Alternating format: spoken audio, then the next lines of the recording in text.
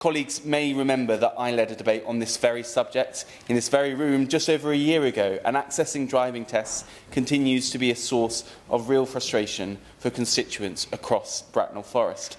Wait times for a practical test in the South East remain among the highest in the country, creating a real barrier to opportunity for young people and all those wanting the freedom that comes from passing your driving test.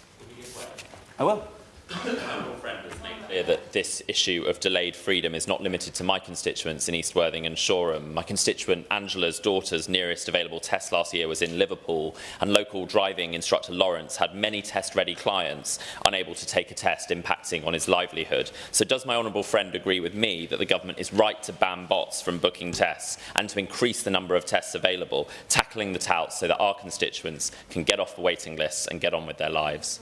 Absolutely, and I might gently say that the honourable member is slightly more up-to-date than some of the Liberal Democrat interventions we heard earlier, because the government has absolutely already taken action on banning those bots, which I'll come on to in just a second. I know that this issue is one that the government takes seriously, and we are already seeing progress. Focused efforts, including on recruiting driving examiners and improving booking systems, have meant that between June and October 2025, the DVSA have conducted an extra 56,336 total tests when compared to the same period in 2024. And I'd like to take this opportunity to thank the Minister for all the work he's doing on this vitally important issue. But, Madam Chair, it is clear that for many, particularly in the South East, there is definitely more to do.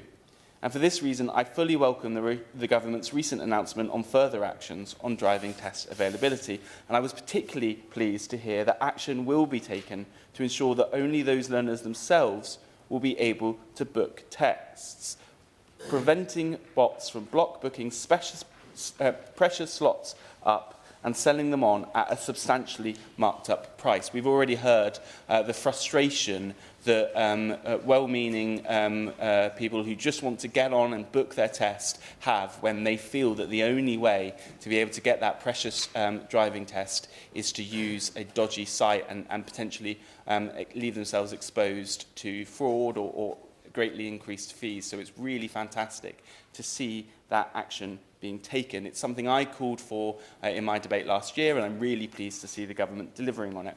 Can I just ask the Minister what the expected timescale for implementing this welcome change will be?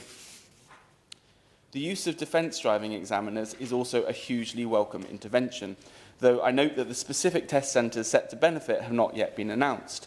I'm sure I speak for many colleagues across the South East when I urge the Minister to bear the high need in our region in mind when making these decisions. And it's perhaps also an opportunity now to remind the Minister that Bracknell is not served by its own test centre, with the two nearest being in Reading and Farnborough, and therefore press again for a test centre in Bracknell itself. And it would, of course, also benefit constituents in the Honourable Member for Surrey Heath's constituency, and I'm sure he'd support it. I see him nodding. There you go.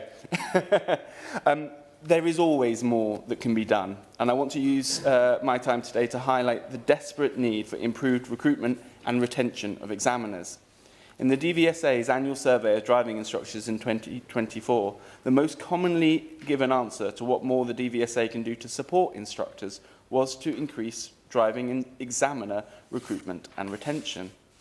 Though the use of defence driving examiners is welcome, it's not a permanent solution.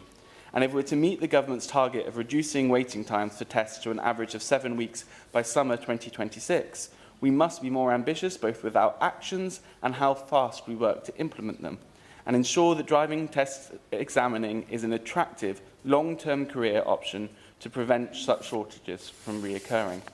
I'd therefore be grateful for the Minister's thoughts in his response on what more we can do to end the current backlog and ensure that our driving test system remains efficient and sustainable long into the future. Madam Chair, this government inherited a tremendous backlog in driving tests, and while progress has been made, there is a lot more still to do, so that my constituents in Bracknell Forest are no longer being driven up the wall, but are instead back in the driver's seat.